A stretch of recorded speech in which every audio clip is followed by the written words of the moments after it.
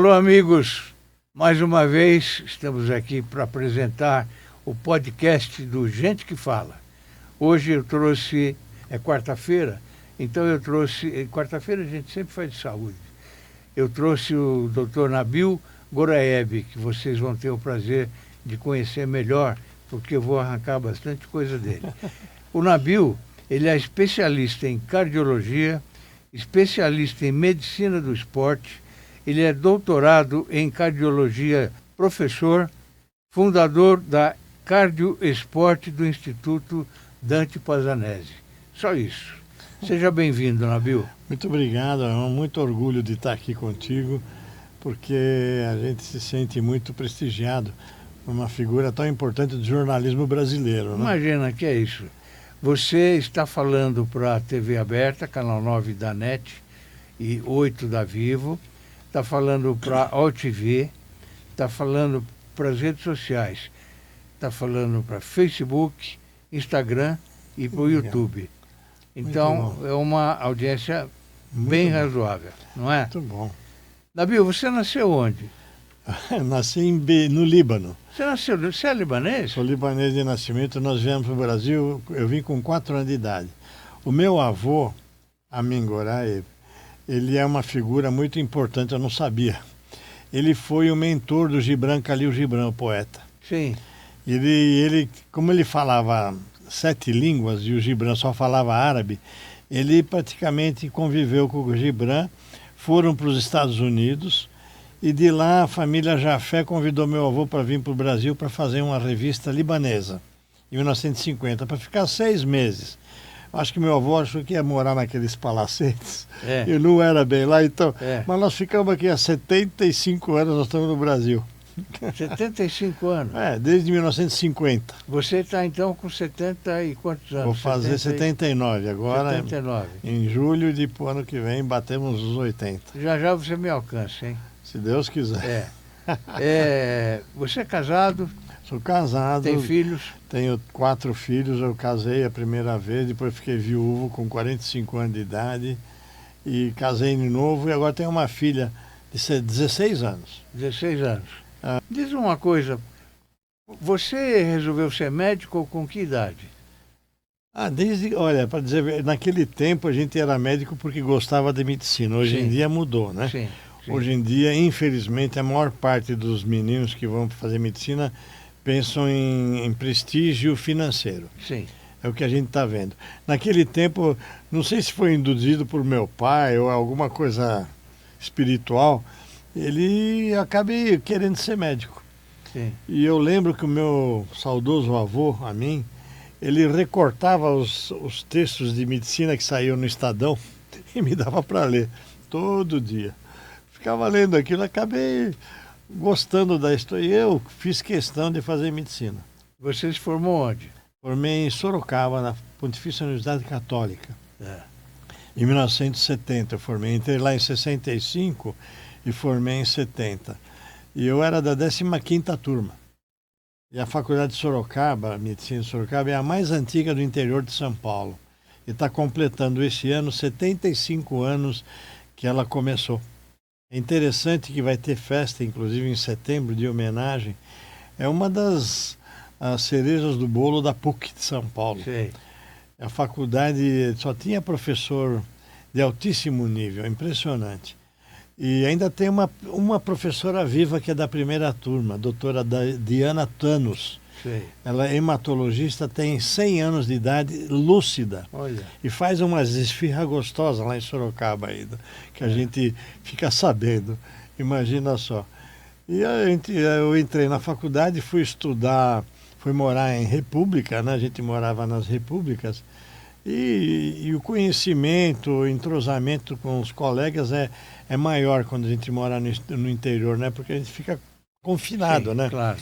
Eu lembro que minha mãe ligava todo dia para ver se eu tinha me coberto bem à noite, se eu estava resfriado, se eu comia bem, se a cozinheira cozinhava direitinho, se eu me cuidava. Eu também tive o prazer de ser assim, cuidado dessa forma.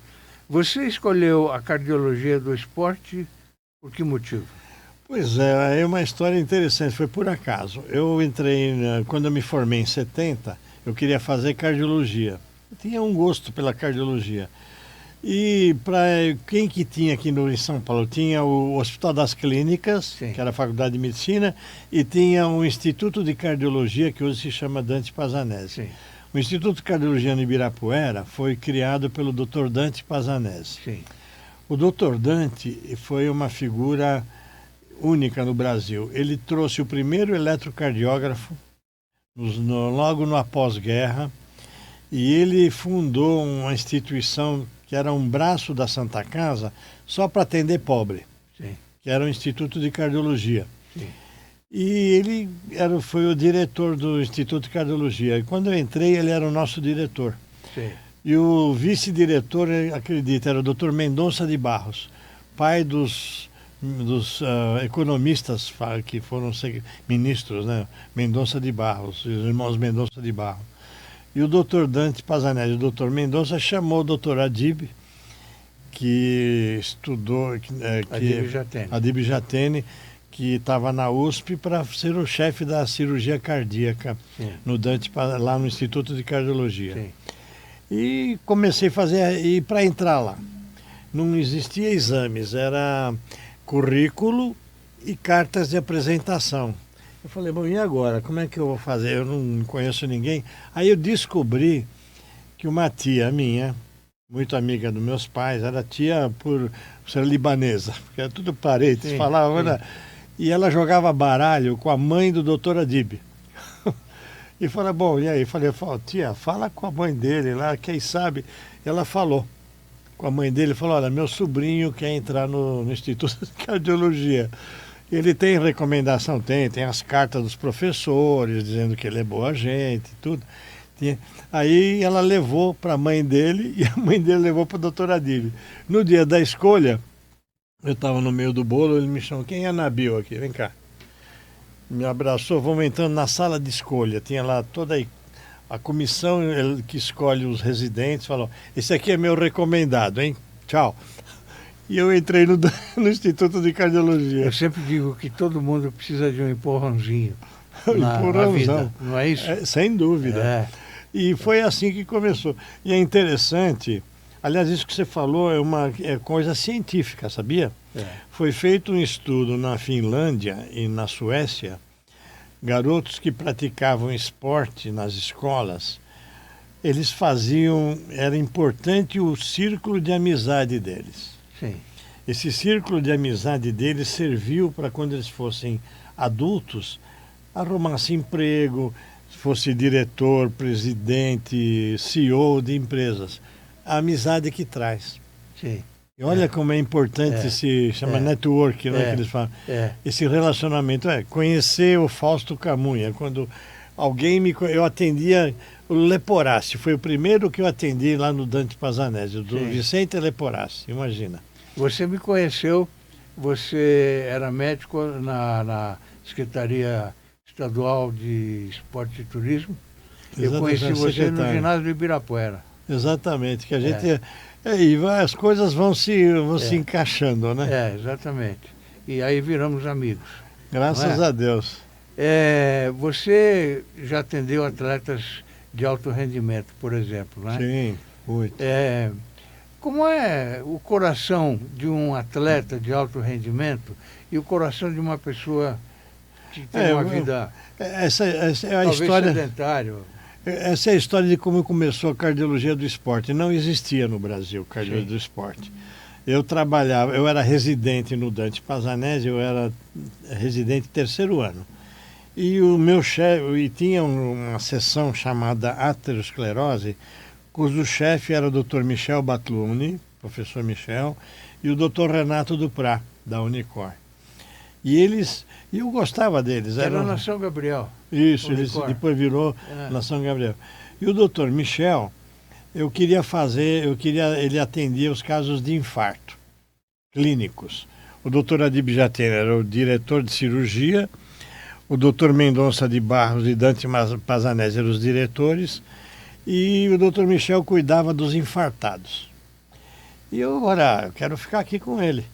Então eu ficava lá com ele. Aí liga o telefone, o médico do São Paulo Futebol Clube, chamado Dalzel Freire Gaspar, saudoso, médico do São Paulo, falou: olha, tem um jogador aqui que ontem no domingo, por algum motivo, está com dor no peito, teve dor no peito, e a gente ficou preocupado, vocês podem atender? E o jogador foi lá no Dante Pazanese, do Ricardo Dias, branco. O Dias, famoso zagueiro, sim, marcador do Pelé. Sim. Uma pessoa extremamente boa também. Sim. Só que o Dias estava passando um problema grave familiar, tinha perdido a filha, fumava 2 maços por dia, com 23 anos. E começou a ter dor no peito no jogo. Aí ele foi para o Dante Pazanese, porque o Dr. Dalzel era amigo do Dr. Michel Batluni. E quando fizeram o exame dele, infarto. E agora? Chamou o Dr. Adib, Dr. Dante Pazanese, Dr. Mendonça, Dr. José Fer, fundador do Einstein, Dr. Renato Duprat. Bom, gente, aqui estão os chefes e aqui estão os residentes. Temos o caso de um jogador com infarto. E agora? Um olhou para cá do outro, não sei. Ninguém sabia o que fazer. Sim. Porque nunca tinham tido infarto num jovem, e ainda mais jogador de futebol. Sim. Bom, eu sei que ficou naquele negócio, fez cateterismo, não precisou operar. E agora, quanto tempo sem jogar? Ah, sei lá, 6 meses. Ele estava jogando quando teve infarto? Foi jogando no Morumbi. Ele não sabe se foi bolado, se não foi, aconteceu. Bom, enfim, ficamos sem saber o que fazer e ficou assim. Dali a algum tempo me liga o Osmar de Oliveira. Sim. O doutor Osmar, sim, meu colega de faculdade, que era médico e jornalista. Conheci muito. E o Osmar me ligou: Nabil, o nosso goleiro, na época, eu não vou dizer o nome dele, mas que ele estava... Era um goleiro que nem o Cássio era hoje, que nem o Hugo é no Corinthians, o melhor jogador do time. O nosso goleiro desmaiou no jogo com o Jabaquara. Falei: desmaiou? O cara é jovem, tem 20 e poucos anos. Pois é, desmaiou. Eu não sei o que ele tem, vocês podem examinar? Sei lá, nós não entendemos de jogador, manda aqui. Ele foi para o Dante Pazanese, aliás, para o Instituto de Cardiologia. Examinamos, descobrimos que ele tinha um sopro grave no coração, que tinha que parar de jogar. Foi uma tristeza, né? Uma confusão total. Eu lembro que o Dalmo Pessoa e o Eduardo, um outro jornalista, na manchete no Diário da Noite, não sei, Notícias Populares, Doutor Adib Jatene tira o melhor jogador do Corinthians. O Adib ficou louco da vida. Chamou vem cá, Eduardo Savoia, que mandou um abraço para ele, sim, e o Dalmo Pessoa começaram, tá vendo? Tirou o melhor jogador do time. E o Adib ficou doido. Claro. Mandou demitir todo mundo, mas no fim eles acalmaram eles, ficaram, não, ele é um problema, é problema cardíaco, ele pode morrer no jogo. Então tiraram do jogo o melhor jogador do Corinthians. Aí nós, lá no Instituto de Cardiologia... Do Corinthians ou do São Paulo? Do Corinthians, esse daí. Esse era goleiro do Corinthians. Era goleiro do Corinthians. Então, tivemos o infarto do São Paulo, o goleiro do Corinthians com sopro. Pô, nós não sabemos nada de jogador, aí começamos a estudar jogadores. Aí eu convidei um fisiologista que está aí, o Turíbio Barros, para dar uma aula de fisiologia para a gente. Eu não sabia o que era isso aí. Turíbio. E ele deu uma aula de fisiologia. Turíbio. E aí nós convidamos outros professores para ensinar a gente o que era coração de um atleta. Como é que o coração de um atleta, que você perguntou como é que é diferente, por que é diferente? E aí começou a cardiologia do esporte no Brasil. E por acaso começou. Aí o doutor Dante Pazanese morreu, e eu lembro até hoje, o doutor Adib me chamou, nós estávamos conversando, e falou: olha, eu preciso de um deputado para pôr o nome aqui na instituição do Dante Pazanese. E eu falei: como assim? Ele falou: e outra coisa, tem que ser Instituto Dante Pazanese de Cardiologia. Eu falei: por que assim, não Instituto de Cardiologia Dante Pazanese? Se puser Instituto de Cardiologia Dante Pazanese, nunca mais vão falar Dante Pazanese. A técnica é o nome. Você vê lá o INCOR, por exemplo, chama-se Papa João 23. Ninguém sabe que chama João 23. Não. Então tem que ser assim: Instituto Dante Pazanese de Cardiologia. Hoje, quando você fala do Instituto, Dante Pazanese. fala Dante, não precisa explicar quem é. Foi ideia do Dr. Adib Jatene. O excesso da prática esportiva pode prejudicar o coração também? Então, o excesso nem tanto. Existem os limites superiores de excesso que a gente acha que cause algum tipo de arritmia. Mas o que a gente sabe hoje, a adaptação do exercício físico é importante. O coração precisa crescer de tamanho, ficar mais grosso e bater mais lento. Com isso ele se enche mais de sangue e manda mais sangue para a musculatura do corpo, para o cérebro e para o coração. Então o atleta tem o que a gente chama de coração de atleta, que é um coração grande, mas com uma potência muito forte, porque ele se enche, que nem uma bexiga, ele enche e quando ele contrai tem muito sangue para mandar. Normalmente o nosso coração manda 4, 5 litros por minuto para fora. O do atleta é o dobro. Por quê? Precisa mais de sangue. Então isso é uma adaptação chamada fisiológica e que altera o eletrocardiograma, o ecocardiograma. Os exames são diferentes. Sim. E quem não estudar coração de atleta na cardiologia do esporte vai confundir doença com coração de atleta. A prática esportiva previne doença do coração? Isso sem dúvida. A prática esportiva hoje no mundo inteiro, ela é interessante, porque ela fez a diferença. A própria Organização Mundial da Saúde, há mais de 30 anos atrás, soltou um documento que dizia assim: a caminhada simples, que não precisa de treino, não precisa de sapato especial, não precisa de roupa especial, traz um benefício de mais de 30% para evitar as doenças do futuro no indivíduo. E melhora até a parte de memória. E eu lembrei de uma situação, Fausto, no Texas. O americano tem um costume, eles fazem competições de qualquer coisa, né? Quem toma mais sorvete, quem come mais salsicha, e eles fazem competições assim, o quarteirão da direita versus o quarteirão da esquerda. E fizeram uma competição. Selecionaram 150 indivíduos acima de 75 anos, que fazem exercícios diários ou semanais, acima de 200 minutos por semana. Ou caminhada, ou exercício, alguma coisa. E compararam com mais 150 sedentários, que ficavam naquela poltrona cheia de botões para assistir televisão o dia inteiro. E puseram numa sala grande, e nessa sala tinha fotografias de artistas de Hollywood e cantores. Frank Sinatra, Gary Cooper, a turma da idade deles. Ou pelo menos eram os ídolos dele. Sim. Em todos tinham 30 nomes, 30 fotos. Todo mundo tinha que escrever numa prancha quem era aquela fotografia, de quem era o que ele fazia. Ué, cantor, Frank Sinatra, outro era Gary Cooper, artista, outro era... Bom, a turma que fazia exercício físico todos os dias, caminhada simples de 30 minutos, o exercício, acertou mais ou menos 68% das fotos, dos nomes. A turma que era sedentária acertou só 8%. Então, mostrando que até a caminhada simples melhora a memória, diminui vamos chamar o Alzheimer. Por quê? Porque elas têm até atividade. O que eles acham? Que quem faz exercício físico aumenta a circulação do corpo inteiro e do cérebro também. O cérebro recebe mais sangue, mais oxigênio. Então as células do cérebro, elas têm uma tendência a se manter vivas. Você sempre recomenda a caminhada acelerada, né? Então, aqui é o trote que a gente chama.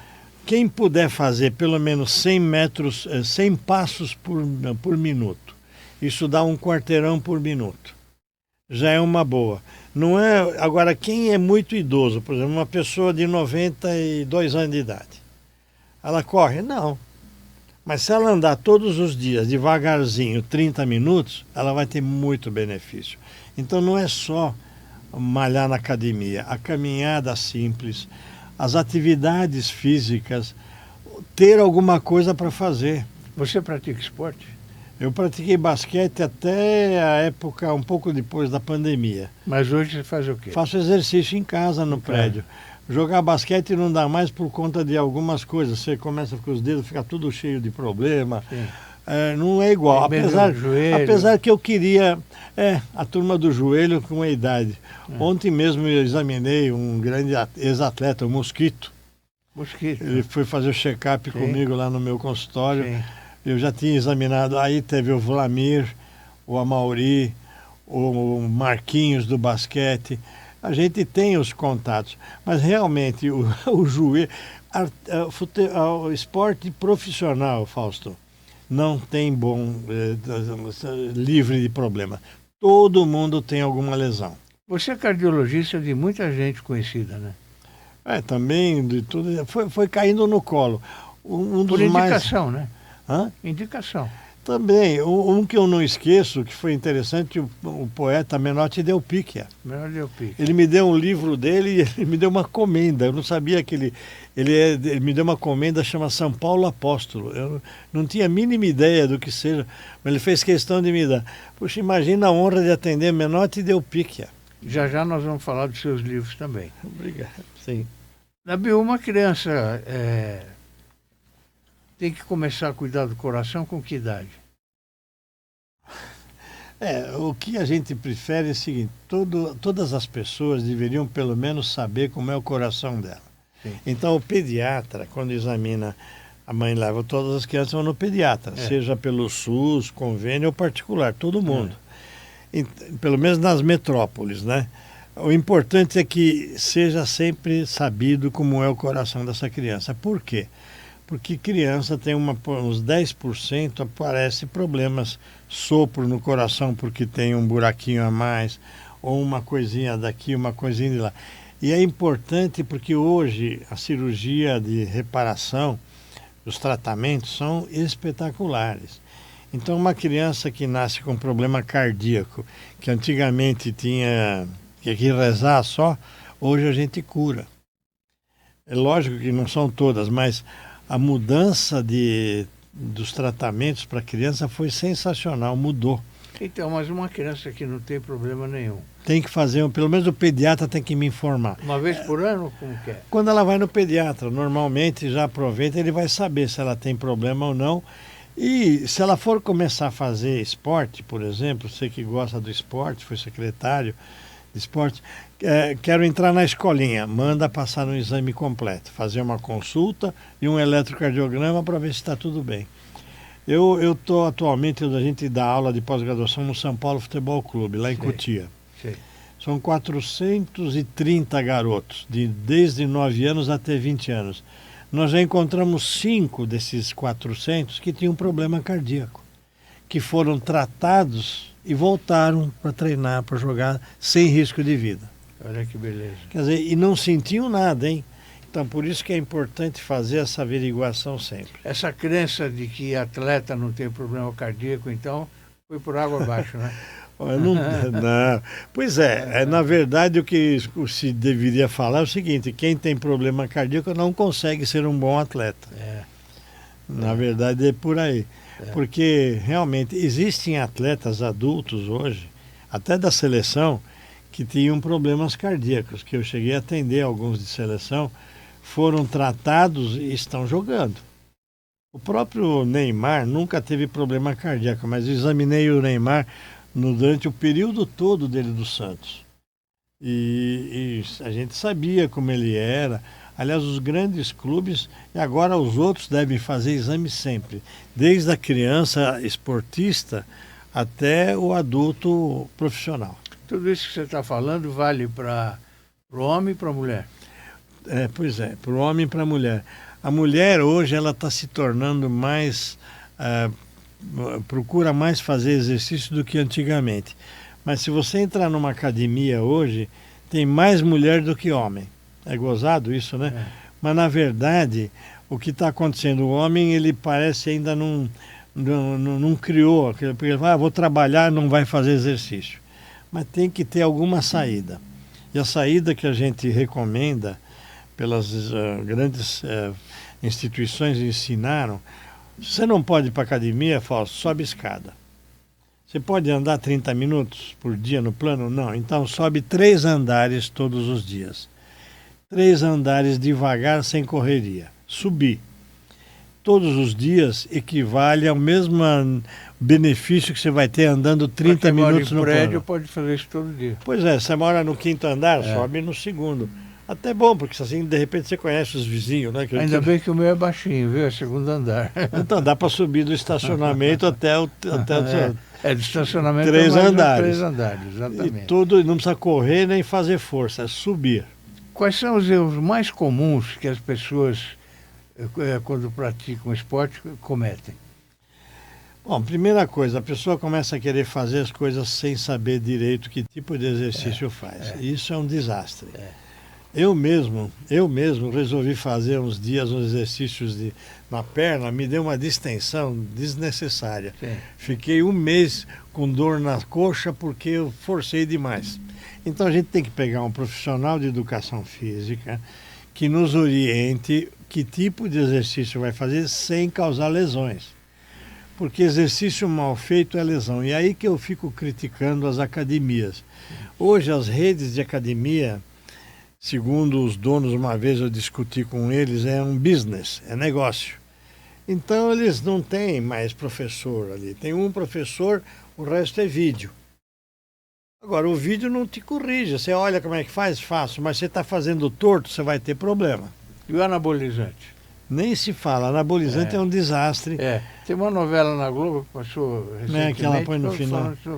Então, mas uma campanha boa, né? Agora, o grande problema agora é que não é na internet, no Facebook, Instagram, tem assim dezenas de gente falando, não, anabolizante não é ruim não, é bom, você fica macho, fica forte. As mulheres estão usando testosterona creme, e essa testosterona creme não deveria ser usada porque não é para mulher, e elas usam para ficar mais fortes. O que está acontecendo? Problemas cardíacos, aumenta o risco de embolias pulmonares, e toda semana está morrendo um fisiculturista porque toma anabolizante. Então não adianta. Anabolizante, que é um derivado da testosterona, e a própria testosterona é fatal. Mas dia menos dia vai levar a um problema cardíaco muito grave e a pessoa vai acabar deixando de ter uma vida saudável, vai ser cardíaco, se não morrer antes. Se não morrer. E é um desastre, porque quem indica não é nem médico, às vezes, é o amigo. Precisa ficar mais forte. Mas como? As mulheres usando testosterona, Fausto, elas ficam com voz grossa, pelo e barba, bigode e clitóris de homem. E não volta mais. A voz grossa que você pega em algumas artistas aí na televisão, estão usando testosterona, pode contar. E elas não vão voltar a ter voz de mulher, vai ter voz de homem. Voz grossa. Voz grossa. E não volta mais. Olha, fora o perigo de arritmia cardíaca. É bom você falar isso. Porque é um ensinamento aí para muita gente, né? Pois é, e as pessoas estão usando como se fosse algo assim, sem problema. Causa problema e sério. Não é nem doping, causa problema cardíaco, pressão alta, risco de trombose, colesterol alto, infarto do miocárdio. Esses relógios e sensores que são usados atualmente... Então, virou uma moda, né? Interessante essa pergunta sua. Na verdade, existem algumas coisas. Esses watches que eles chamam, smartwatch, né, que é o esperto, tem de várias marcas. Tem a Apple, Garmin, tem outra, Polar. O grande problema é que aquilo não é um aparelho médico. É um aparelho que registra por infravermelho. Por exemplo, o relógio, ele tem um infravermelho que registra o movimento da artéria radial do braço, que então ele consegue ver pulsação. E alguns estão, inclusive, registrando o batimento cardíaco como se fosse um eletrocardiograma. Só que eu estudei isso aí por acaso. Eu dou nota para trabalhos científicos da Europa, nos congressos de cardiologia. Então, teve um trabalho feito na Polônia, que os indivíduos, 30 indivíduos usavam relógio com um marcador de pulso e o aparelho de Holter, aquele que grava batimentos cardíacos, nem o eletrocardiograma. o erro do relógio foi de 30%, que a gente chama artefato. Por que isso? Porque você mexe o punho, altera o relógio. Você mexe, altera. Então, muita coisa que o relógio marcou era movimento do punho, não era do coração. E confundia. Mas ele ajuda. Eu estou com um atleta agora, um campeão de ciclismo, que mora em Santa Bárbara do Oeste. Ele começou a sentir palpitações, eu pedi para ele comprar o relógio, ele usou o relógio, e o relógio registrou aquela arritmia do jeito que eu estava procurando. Aí fez o Holter, confirmou. Então ele tem uma fibrilação, então ele precisa ser tratado. Então ele ajuda. Agora, não é aparelho médico. As pessoas não podem confundir. Sim. Tem gente que ficou tão, não digo neurótica, mas tão assim, hipocondríaca, que dorme com o aparelho embaixo do travesseiro. Para ver como é que é o batimento. Põe o celular embaixo do travesseiro para ver se à noite meu coração. Eu falo, gente, para com isso. Né? Aí também é demais, né? Demais, é.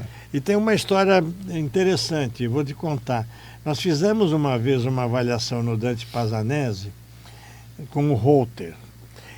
20 voluntários cardíacos deveriam usar o aparelho e transar. Transar com o aparelho. Sim. Queremos ver o que acontece. Todos eram cardiopatas, tinham um problema. Então, nós vimos o registro, ele vai me dizer o que eu queria saber. Se transou, com quem que foi que transou, com quem, assim, não identificando, assim, é o parceiro habitual ou não é habitual. Então nós recebemos de volta os exames, eu e o Dr. Romeu Meneghello, meu saudoso companheiro, falecido há 1 ano e meio atrás. E o que apareceu nesse resultado? Foi assim extremamente interessante. Dos 20 voluntários cardíacos que namoraram e transaram com o aparelho, 12 foram normais, que transaram ou namoraram com a mesma pessoa que habitual. Ou era esposa, ou era namorada, mas era o de normal. Os 8 que tiveram problema. Aí que era o problema. Era vizinha, era prima, era cunhada, tudo errado. É. Então, o que fazia mal, que teve arritmia, é a culpa. É. Não é o ato, é a culpa. Então, uma coisa importante, o sexo não mata. Sim. O que mata é a preocupação que você tem de fazer coisa errada. Então quem faz sexo normalmente com a... Não vai ter problema. Não vai ter problema. Para um jovem que deseja seguir na área de medicina esportiva, Nabil, que conselho você daria? Então, primeira coisa, ele tem que terminar, fazer uma residência médica. Não é para todos porque tem poucas vagas nesse Brasil. Então ele tem que, de alguma maneira, fazer cursos de pós-graduação e tentar ver se ele faz uma residência. Se ele não fizer residência, ele vai levar 5 anos trabalhando, ou pelo menos convivendo na área esportiva, para poder prestar o título de especialista. Agora, sem dúvida, tem que frequentar um serviço de medicina esportiva ou tentar fazer residência.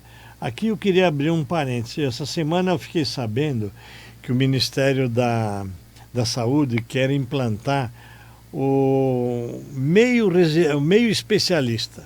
Eu nunca ouvi falar uma coisa dessa. O que é o meio especialista? Ele falou, nós vamos pegar um professor que vai tutorar um médico para ficar 6 meses se especializando. Se a residência exige 2 anos, o que ele vai aprender em 6 meses? Só para falar que virou meio especialista para enganar os outros. Sim. No SUS. Sim. Quer dizer, é um absurdo. Sim. Então, é absolutamente absurdo o que estão fazendo. Inventar residência só para falar que aumentou o número de especialistas. Não existe isso. Ou faz direito ou não faz. Faz a especialização direito ou não faz. Quem foi sedentário e hoje tem 50, 60, 70, 80 anos, deve começar a fazer esporte, não? É interessante. Tomar cuidado. Não, então, mas sempre tem que ter uma avaliação. Eu vou contar uma história também. Tudo é bom ser velho, porque a gente conta um monte de história. É experiência, né? Foi feito um trabalho de pesquisa de japoneses que mudaram para o Havaí. Mudaram por razões financeiras. Então, hoje no Havaí, a população do Havaí, que é americana, tem uma grande parte que veio do Japão.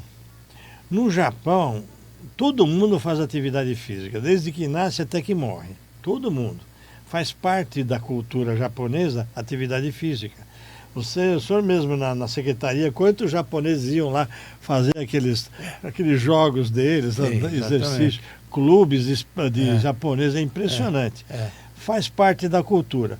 Bom, no Havaí, selecionaram, acho que mais ou menos 2.000 pessoas, acima de 75 anos até 92 anos. E perguntaram para eles, o que você faz de atividade física? Então teve uma turma que fazia todos os dias 3.000 metros a pé, andando. E tinha a turma que não fazia nada. E eles compararam, depois de 5 anos, o que acontecia. Até em velhinhos, de 90 e poucos anos. A turma que caminhava todo dia tinha 42% menos doença do coração do que a turma sedentária. Velhinhos. Então veio mostrar que mesmo atividade física lenta, do idoso, mas regular, traz benefícios para a tua saúde, sempre. A qualquer momento que você comece e continue. O que não deve é parar. E aí é importante lembrar, quem faz exercício, por exemplo, só de sábado e domingo, só dá para fazer de domingo. O benefício no sangue ou no metabolismo dura 36 horas. Se eu fizer exame no domingo, só vou ter benefício até terça. Na terça acabou. Então, para a gente ter uma boa evolução a longo prazo, longevidade com qualidade, fazer exercícios 3 a 4 vezes por semana, pelo menos. A fisioterapia é bom para isso? A fisioterapia é uma atividade física de recuperação de lesões, em geral. Mas tem que fazer os 3 movimentos que você tem que fazer. Chamado o cardio, né, que é o aeróbico, que é caminhar, nadar ou bicicletar, pelo menos 20 minutos a 30 minutos por dia. Fazer exercícios de fortalecimento muscular, principalmente da perna. E terceiro, equilíbrio. E por que é isso? O fortalecimento muscular da perna, principalmente da coxa, por quê? Se você olhar o bico do seu sapato está mais gasto que você está arrastando mais o pé. E não pode, você vai cair. E vai cair um monte de vezes até quebrar alguma coisa. Se não quebrar a cabeça. Eu lembro do meu saudoso pai, lá no Ipiranga, ele tinha a casa dele, ele tinha um quintal.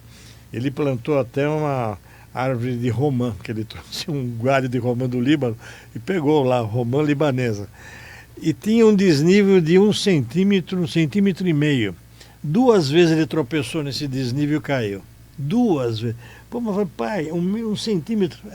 Ele, como não levanta a perna, vai meio arrastada, caiu.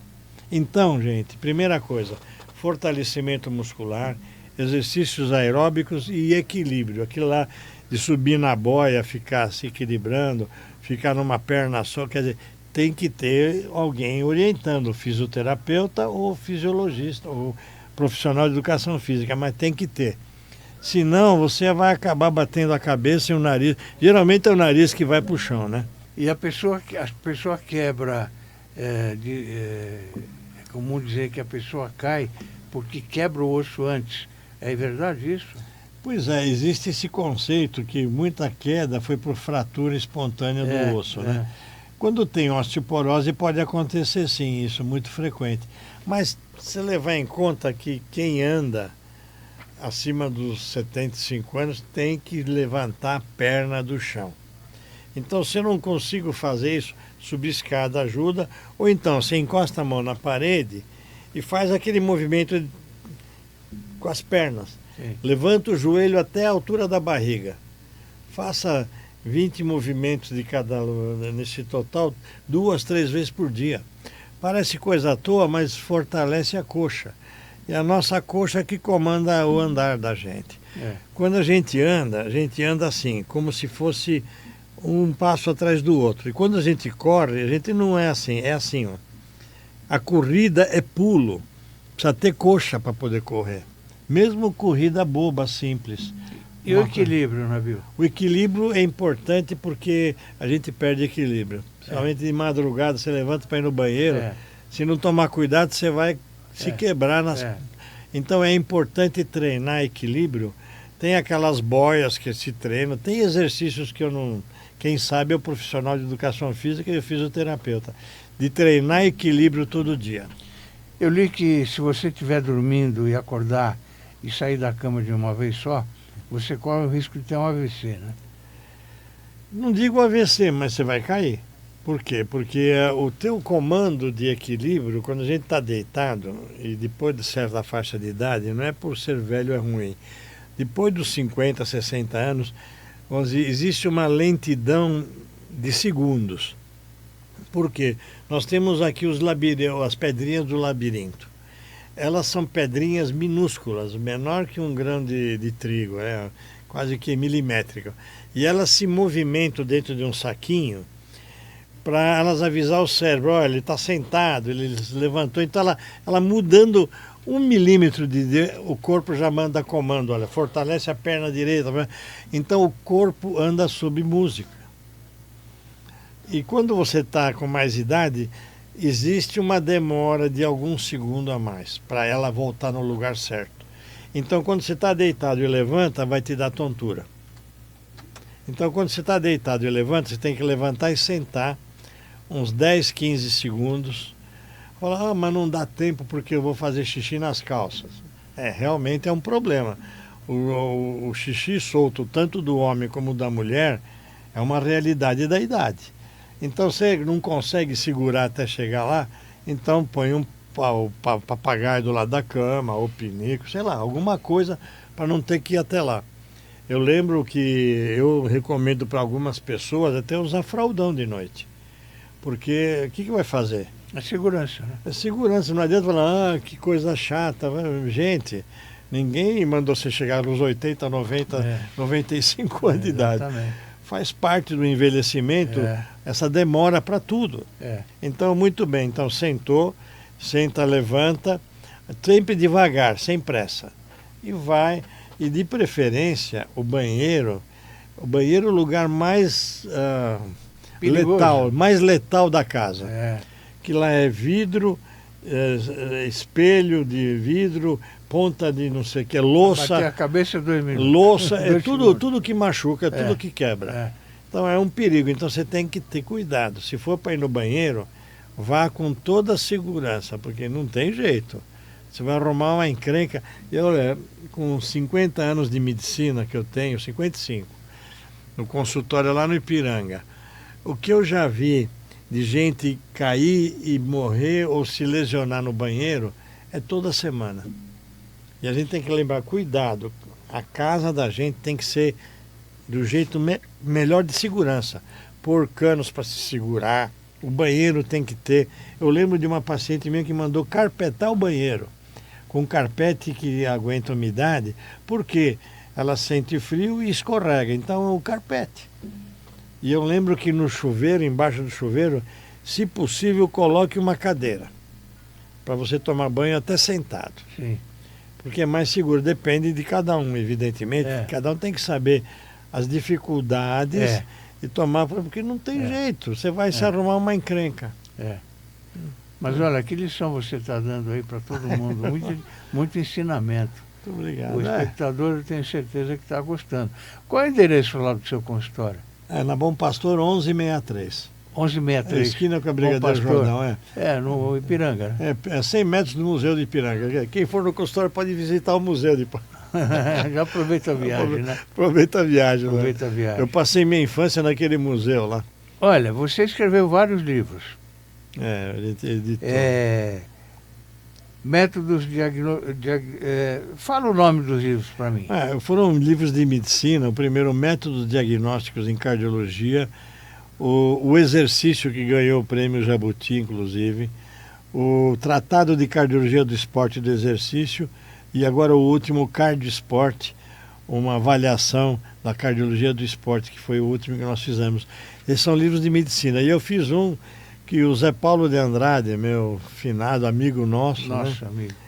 E ele sugeriu o nome, Ninguém Morre de Véspera, porque ele falou assim, pega tudo que você escreve para os jornais, eu escrevi para o Globo Esporte durante 10 anos, que fala na Band e na Jovem Pan, e faz um livro de recomendação para leigo. Então ele falou, quem se previne não morre. Então o livro vai chamar Ninguém Morre de Véspera. Ele que deu o nome. Esse que ganhou o Jabuti? Não, o Jabuti foi o exercício de medicina. E esse fala sobre...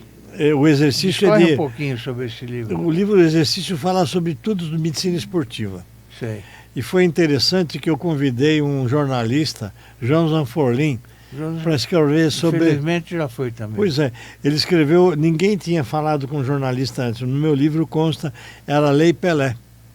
Ele escreveu sobre a Lei Pelé, como é que funcionava. E então foi muito interessante. O livro foi muito bem aceito, esgotou quase 5.000 volumes de livro de medicina. Nunca tinha tido isso antes. Eu escrevi junto com a editoria, com o Turíbio Barros. E nós convidamos só, e foi gozado, porque eu não sabia, como a gente não tinha muita experiência, tinha tido um livro antes.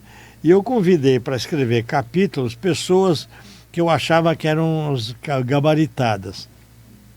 Uma vez eu lembro que eu convidei para um determinado capítulo 3 médicos diferentes. Nenhum dos 3 se falava, tinham raiva um do outro. Eu falei, e agora? Eu falei, cada um escreve o que você acha, manda para mim que eu vou juntar isso aqui. Foi muito interessante. Eles não se falavam e nem se tinham raiva um do outro. O Turíbio Barros, eu tive o prazer de...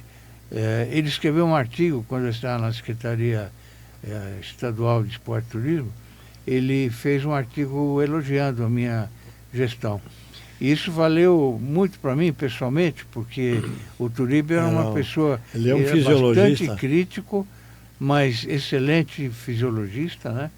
E ele fez esse elogio, que eu fiquei muito envaidecido com isso. Né? O Turíbio é uma pessoa interessante. Ele hoje é o diretor-geral de esportes da Portuguesa de Esportes. Ele foi contratado pela SAF, que é a empresa que comprou a Portuguesa na parte de esporte, futebol, e ele é o coordenador da saúde. E o filho dele é médico fisiologista do São Paulo Futebol Clube.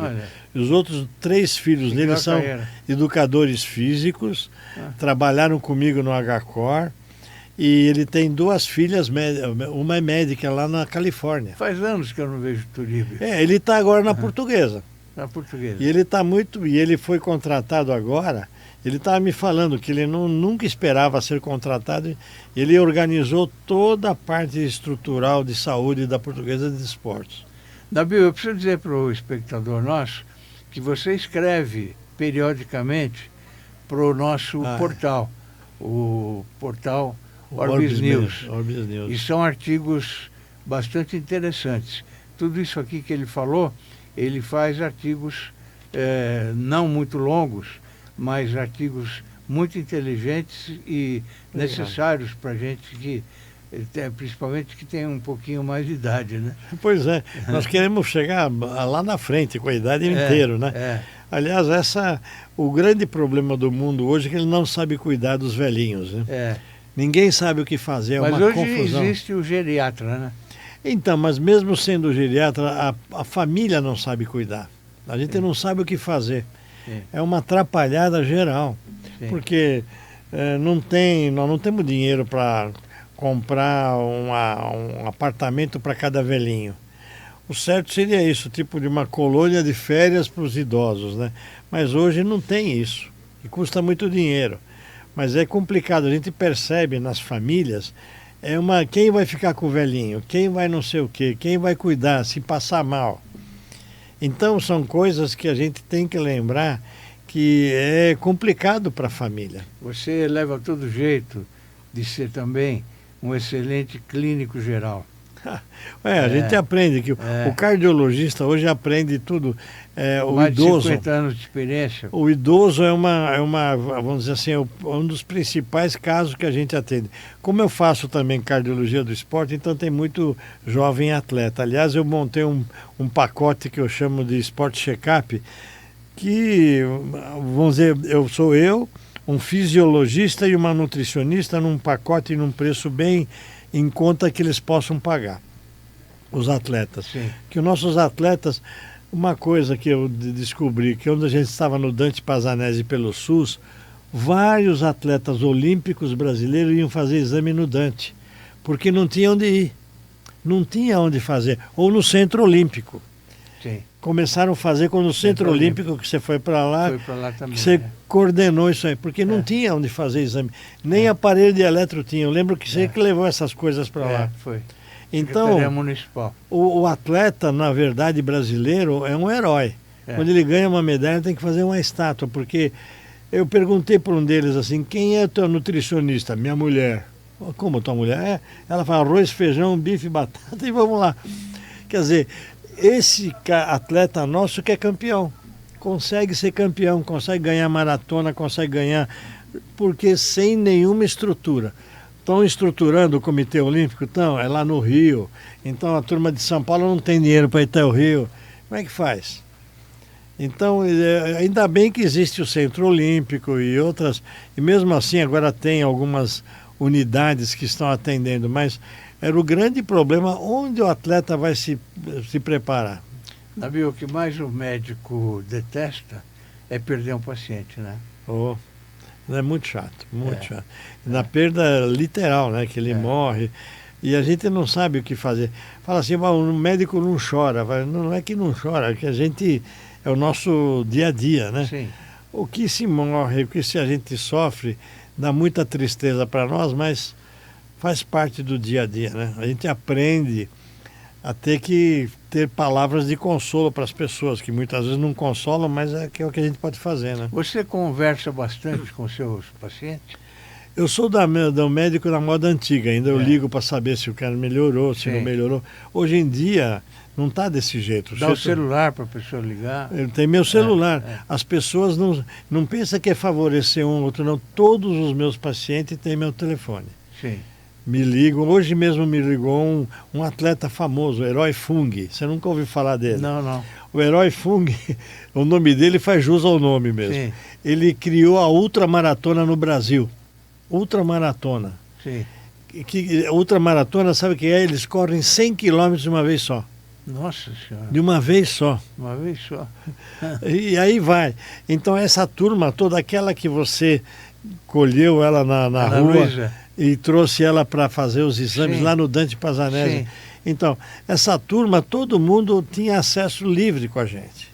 A Ana Luísa está com 62 anos. Você viu, ela está viva por causa do Fausto Caminha tirou ela da rua. Ela continua correndo na faixa etária dela. Sim. Mas não tem praticamente nenhuma competição que ela não ganhe uma medalha. Que legal. Você não imagina a quantidade de medalhas que essa moça tem. Mas é muita medalha. Ela precisa pesar para ver. Se é para você que ela tem 500 medalhas, eu estou mentindo, ela tem mais. Que legal, hein? Quando ela foi para o Centro Olímpico, que você acabou de falar, quando eu tirei ela da rua mesmo, ela foi morar no depois ela passou no Dante Pazanese para fazer os exames lá. Eu levei ela, exatamente, através de você. E eu agora perdi até o que eu ia dizer para você. Então, ela começou fazendo exames lá.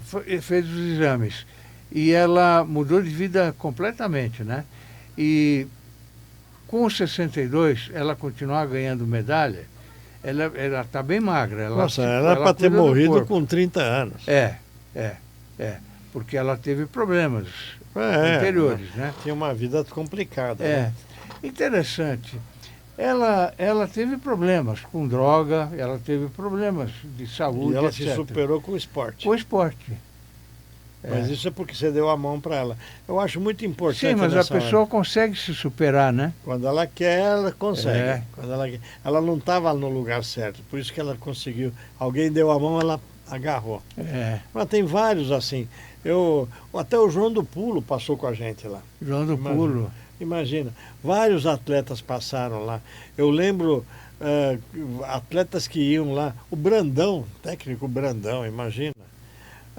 As pessoas que procuravam o serviço de graça do Dante Pazanese, que era pelo SUS, era assim, todo dia tinha gente, atletas e esportistas. E a gente abriu e eu fiz uma coisa interessante. Aí foi o Adilson Monteiro Alves, como deputado, ele fez uma lei criando a seção de cardiologia do esporte do Dante Pazanese. Sim. Só para atender esportistas que não tinham dinheiro para fazer exame fora. E nós começamos a atender essa turma toda lá. Eles iam para lá, a gente atendia de braços abertos. Ficamos amigos de todo mundo. O César Maluco, eu lembro até hoje, tá?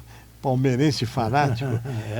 Quando ele foi contratado pelo Corinthians, eu estou atendendo consulta lá com a porta, bate na porta. Eu abri a porta e o César, cheguei. Falei, mas quem é o senhor? César, the showman. E ele é super simpático. Eu tinha as escolinhas lá na secretaria, ele era um dos patronos de eu achei ele assim uma pessoa muito interessante, porque ele tinha uma imagem assim, o cara maluco, mas não era maluco não, ele fazia aquilo lá, tudo bem pensado. Bom, ele foi um dos... Ele ficou viúvo faz pouco tempo atrás, 4, 5 anos atrás. Ele era casado com a mesma pessoa durante todos esses anos. Você vê, o que era maluco não era muito maluco não era bem certinho, viu? Nabil, fiquei muito feliz com a sua entrevista. Obrigado. Muito honrado com a sua presença aqui. Eu tenho certeza que o espectador aprendeu bastante sobre saúde do coração. Você é um excelente médico, famoso. E Obrigado. Pena que não é palmeirense, você é São Paulino. Não, sou corintiano. Você é corintiano, bom. Para mim, pior ainda. Não é? Mas somos amigos. Sem dúvida. Mas olha, trabalho no São Paulo, atendo o Palmeiras e o Corinthians. E por favor, continue escrevendo seus artigos maravilhosos para o nosso portal. E esta não foi a primeira vez que você veio aqui, você virá mais vezes. Muito obrigado. Porque tem muita conversa ainda que faltou. Eu gosto de falar demais, eu preciso me controlar. Não, aqui, você falou que tinha que ser dito, tá bom? Muito obrigado. Muito obrigado pela sua presença. Obrigado pelo convite. Os espectadores aí, o meu agradecimento e até a próxima com gente especialíssima, como é o caso do Nabil Goraieb, tá bem? Até amanhã. Obrigado.